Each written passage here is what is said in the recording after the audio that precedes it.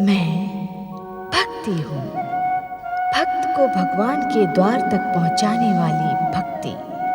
मैं पूजा हूँ, भक्त के मन में भक्ति की अलख जगाने वाली पूजा। तारकासुर को ब्रह्म आराधना का परामर्श देती है। तारकासुर के भविष्य के लिए शिव दिति को सावधान करते हैं। तारकासुर की तपस्या से उद्विग्न देवताओं द्वारा तप खंडन की आज्ञा मांगने पर देवराज इंद्र ने कहा, आज्ञा नहीं, हम स्वयं आपके साथ चलेंगे। चलो। नारायण नारायण। प्रणाम देवर्षि। देवराज इंद्र, जाने से पहले तारकासुर के संबंध में परमपिता ब्रह्मा जी का संदेश तो सुन ले। हम तारकासुर की तपस्या खंडित ना करें। इसके अतिरिक्त ब्रह्मदेव का और क्या संदेश हो सकता है? देवराज इंद्र, आपका स्वार्थ अनुमान लगाने की कभी भूल नहीं करता। नारायण नारायण। देव ऋषि नारद। गंग गंग गंग गंग गंग। आप सत्य को सुनकर उत्तेजित क्यों हो रहे हैं देवराज? किंतु क्यों न जाए हम तारकासुर की तपस्या खंडित करने? क्योंकि इसका परिणाम आपके हित में शुभ नहीं होगा। क्यों शुभ नहीं होगा देवर्षि? त्रिदेव तथा महाशक्तियां सदैव दुष्टों का पक्ष क्यों लेती हैं? नारायण नारायण। अति उत्तम, सत्य कहा। इसी कारण तो आज आप देवराज हैं। देव ऋषि नारद, ये सत्य है देवराज, ये तो सत्य है। आपकी दुष्टता आपको स्वर्गाधिपति के सम्मानित पद पर एक क्षण भी न रहने देती। ये तो आपके माता पिता के सत्कर्मों का परिणाम है कि आप इस स्वर्गाधिपति के पद पर सुशोभित हैं। देवर्षि, हम ब्रह्मदेव का संदेश मानने को बाध्य नहीं हैं। नारायण नारायण। देवराज इंद्र, जब आप स्वयं अपने दुर्भाग्य को आमंत्रित करने के इच्छुक हैं, तो इसमें मैं कर भी क्या सकता हूं? परमपिता ब्रह्मदेव का निर्धारित संदेश पहुंचाने का जो मेरा कार्य था, वो पूर्ण हुआ। जय श्री महागणेश।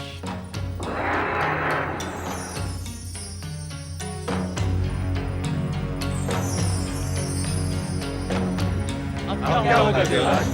तारकासुर की तपस्या खंडित करने का विचार त्याग देना ही उचित होगा। क्यों ना हम सब ब्रह्मलोक चलकर परमपिता से निवेदन करें कि वे तारकासुर को ऐसा वरदान ही ना दें जिससे देवताओं और स्वर्ग के सम्मुख कोई संकट उत्पन्न हो। आपने उचित परामर्श दिया है प्रभु। ब्रह्मलोक चले।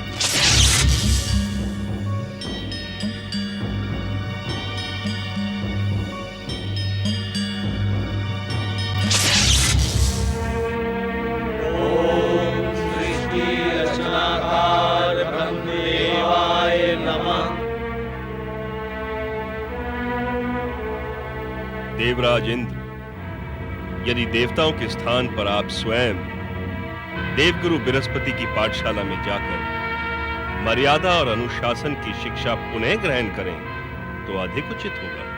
परमपिता, चकित होने की आवश्यकता नहीं है देवराज। आप अपने आदरणीय देवऋषि पूज्य देवगुरु के अपमान का अवसर कदापि नहीं चूकते। इन पर संदेह करना आपका स्वभाव बन गया है।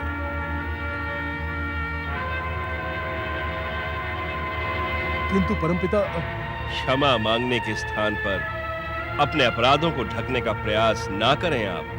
क्षमा परमपिता, क्षमा। देवगणों, हमें आपके यहां आने का कारण भली भांति ज्ञात है, किंतु नारद ने जो कुछ भी कहा वही सत्य है। तारकासुर की तपस्या को भंग करने का प्रयास ना करें आप। ऐसी स्थिति में तो तारकासुर की तपस्या पूर्ण हो जाएगी परमपिता। तो उसमें अनुचित क्या है? जो भी व्यक्ति कर्म के प्रति निष्ठा और दृढ़ता का पालन करेगा, उसका हर कार्य निश्चित ही पूर्ण होगा। किंतु परमपिता, तारकासुर वरदान पाकर अपनी पितामही दिति की मनोकामना पूर्ण करने के लिए सर्वप्रथम स्वर्ग पर आक्रमण करेगा। हम देवताओं पर एक कृपा करें परमपिता, आप तारकासुर को वरदान देने ही न चाहें। आप सब हमारे कर्तव्यों की नई परिभाषा रचने का प्रयास कर रहे हैं। सच्चे मन से आराधना करने वाले को वरदान देना हमारा परम पावन कर्तव्य है। ऐसी स्थिति में हमारा क्या करना उचित होगा परमपिता? स्वर्ग की सुरक्षा के लिए आप सब भी आराधना और तपस्या को माध्यम बनाकर अपनी दिव्य शक्तियों का विकास करें।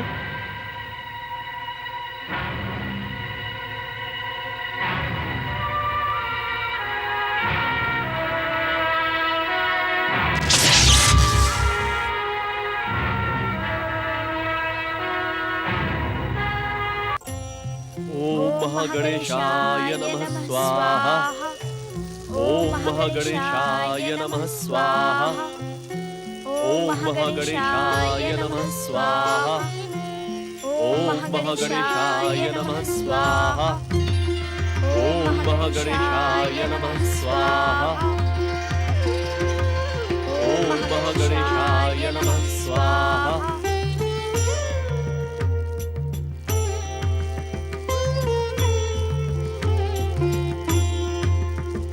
परम देव श्री महागणेश, प्रणाम प्रभु प्रणाम। हे परम भक्त ऋषि कश्यप, देव माता देवी अदिति, आपके इस यज्ञ का परिणाम अवश्य ही शुभ होगा।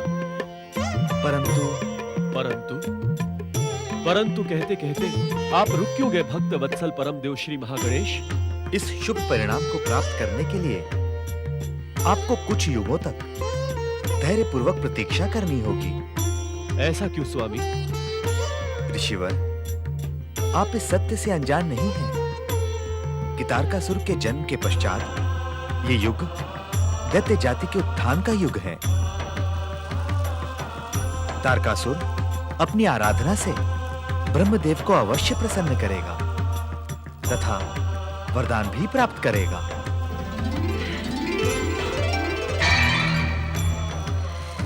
प्रिय पुत्र वधु,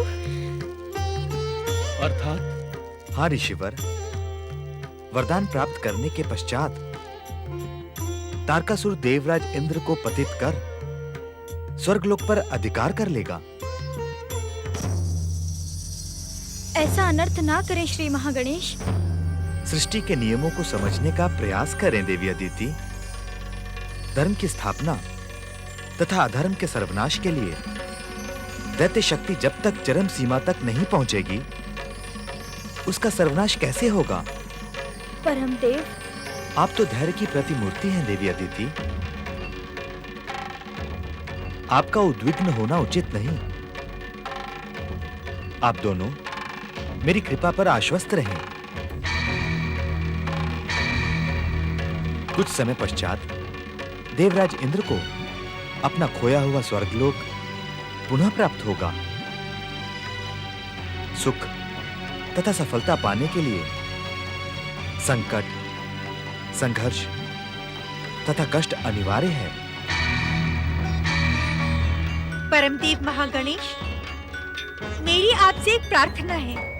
दक्षपुत्री दीदी, हमें तुम्हारी प्रार्थना का ज्ञान भली भांति है, किंतु हम यहाँ तुम्हारे आह्वान पर नहीं पधारे हैं।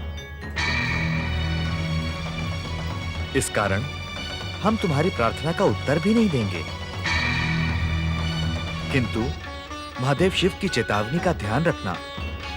यदि तारकासुर ने दुष्कर्म किए तो उसका अंत समय से पूर्व ही निश्चित है।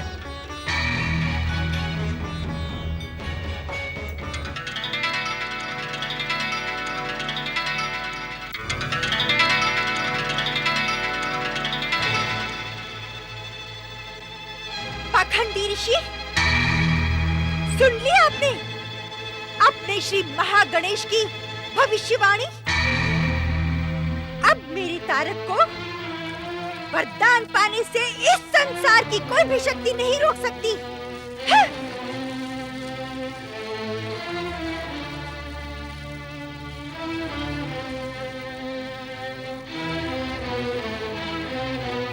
ओम महागणेशाय नमः स्वाहा। ओम महागणेशाय नमः स्वाहा। श्री महागणेश की आराधना में कश्यप अदिति पुनः लीन हो गए, जिनकी आराधना से समस्त जगत को मनोवांछित फल प्राप्त होता है। और अश्विन शुक्ल तृतीया के परम पावन दिन शक्ति स्वरूपा जगदम्बा ने हिमालय मैना की पुत्री के रूप में मानवीय अवतार धारण किया।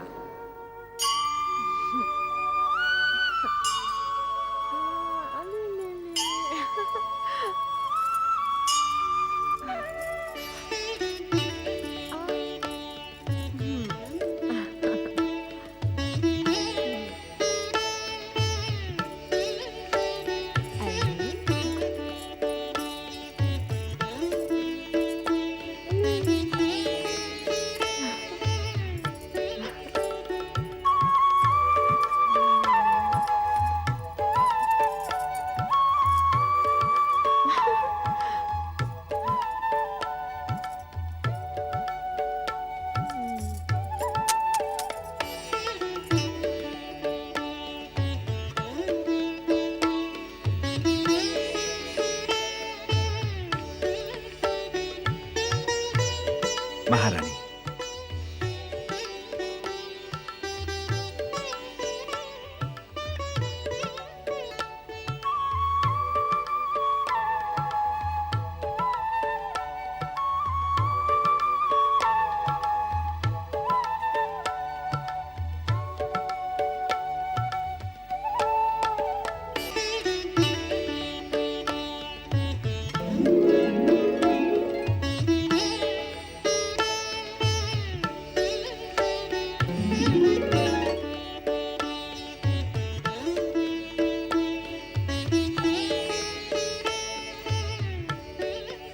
महारानी, आज हम बहुत प्रसन्न हैं महारानी।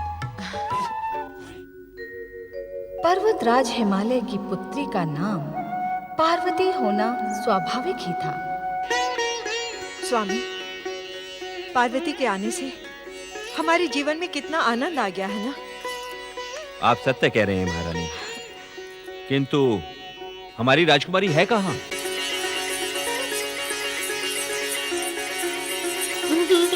अरे वो आ गई। पिताश्री, पिताश्री।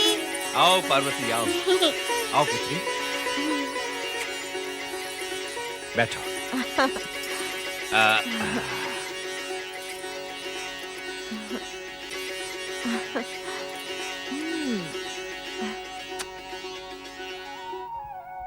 शुक्ल पक्ष के चंद्रमा की भांति समय के साथ देवी पार्वती पूर्ण युवती बन गई।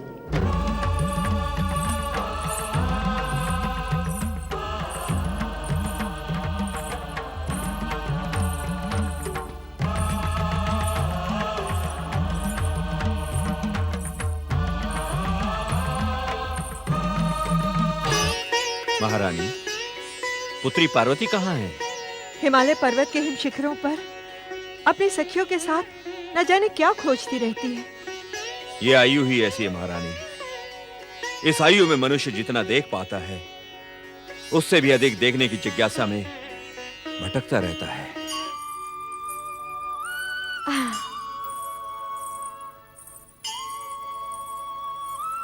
प्रणाम माताश्री, प्रणाम पिताश्री। सदा सुखी रहो पुत्री। पुत्री पार्वती, तुम दिन दिन भर कहां भटकती रहती हो? तुम्हारे लिए तुम्हारी माताश्री कितनी चिंतित रहती हैं। माता तो पुत्री के लिए सदा ही चिंतित रहती है, किंतु सत्य तो यह है पिताश्री कि मैं असीम शांति को हिमालय के हिम शिखरों पर खोजती रहती हूँ। पुत्री, तुम्हें वन के भयानक पशुओं का भय नहीं लगता? तनिक भी नहीं माता। मेरी तो इच्छा होती है कि मैं वनराज सिंह पर सवारी करूं। पुत्री पार्वती, परम देव श्री महागणेश की कृपा से तुम्हारी ये इच्छा भी अवश्य पूर्ण होगी। समस्त चराचर विश्व को वरदान देने वाले परम देव श्री महागणेश परम दयालु हैं। वे अवश्य मेरी इच्छा पूर्ण करेंगे। पिताश्री, इस समय मैं आपके समीप श्री महागणेश के पूजन की आज्ञा ही मांगने आई थी। पुत्री, परम देव श्री महागणेश की पूजा के लिए आज्ञा कैसी? परम देव श्री महागणेश का नियमित पूजन तो हर जीव का नैतिक कर्तव्य है। आज्ञा दे माताश्री। अवश्य जाओ पुत्री। परम देव श्री महागणेश का स्मरण करने वाले का सदा ही कल्याण होता है।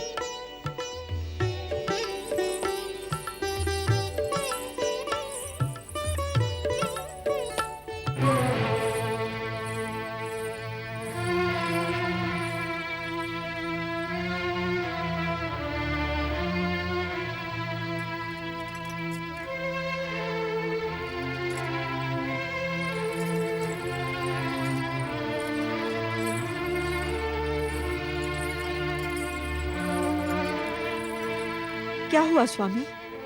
आप यकायक गंभीर क्यों हो गए? महारानी मैना, क्या आपको अपनी युवा पुत्री पार्वती को देखकर चिंता नहीं होती? स्वामी, हर कन्या के माता पिता को अपनी पुत्री के भविष्य की चिंता होती है, किंतु सत्य कहूं तो मुझे पार्वती को लेकर तनिक भी चिंता नहीं है। अर्थात? स्वामी, पार्वती जैसी योग्य, रूपवती और सुशील कन्या से विवाह करने के लिए तो संसार के सर्वश्रेष्ठ युवक भी लालायित होंगे। आपका कथन पूर्ण सत्य है महारानी, किंतु माता पिता का कर्तव्य हमें शीघ्र ही पुत्री पार्वती की इच्छाओं को पूर्ण कर सकने में सक्षम योग्य वर की खोज प्रारंभ कर देनी चाहिए। नारायण नारायण। प्रणाम प्रणाम। आपका कल्याण हो महाराज हिमालय एवं महारानी मैना। मैं ना जाने कब से आपको पुत्री जन्म की बधाई देने के लिए उत्सुक था, और इसी उत्सुकता में आपकी तेजस्विनी पुत्री पार्वती विवाह के योग्य भी हो गई। आप उचित समय पर पधारे देवर्षि। हम पार्वती के विवाह पर ही विचार कर रहे थे। देवर्षि, परमदेव श्री महागणेश की कृपा से इस संसार का कोई भी रहस्य आपके लिए रहस्य नहीं। कृपया करके पार्वती के योग्य वर प्राप्ति में हमारा मार्गदर्शन करें। नारायण नारायण। सत्य तो यही है हिमाचल राज हिमालय कि मैं इस समय परमदेव श्री महागणेश की आज्ञा पाकर इसी उद्देश्य से यहाँ प्रकट हुआ हूँ, किंतु देवी पार्वती हैं कहाँ? देवर्षि, पुत्री पार्वती तो परमदेव श्री महागणेश की नियमित पूजा के लिए गई है। नारायण नारायण। इसका अर्थ तो यह हुआ महाराज हिमालय कि सदा स्थिर रहने वाला नारद आज स्थिर होकर देवी पार्वती की प्रतीक्षा करेगा, और आज वो अपने ज्योतिष ज्ञान से देवी पार्वती का भविष्य अवश्य बताएगा। मैं तुम्हारी आराधना के स्वर श्री महागणेश तक पहुंचाने वाली भक्ति हूँ। मैं तुम्हारी आराधना को स्वर प्रदान करने वाली पूजा हूँ। नारद से प्रताड़ित होकर देवता तारकासुर का उग्र तप देखते रह जाते हैं। ब्रह्मदेव तारकासुर को शिव पुत्र के द्वारा इच्छित मृत्यु का वरदान प्रदान करते हैं। तारकासुर की जय जयकार सुनकर नारायण नारायण। आहा, अति उत्तम। बधाई हो महाराज हिमालय, बधाई हो मैना रानी। किस बात की बधाई दे रहे हैं देवर्षि? नारायण नारायण। महारानी मैना, आपकी पुत्री देवी पार्वती अत्यंत सौभाग्यशालिनी है। इनके पति संसार के सर्वश्रेष्ठ शक्ति संपन्न, दिव्य, तेजस्वी एवं परम ज्ञानी होंगे। इतने अधिक गुण संपन्न व्यक्ति कौन है देवर्षि? नारायण नारायण। महाराज हिमालय, वे विचित्र वेशधारी, योग और वैराग्य के मूर्तिमान आदर्श हैं।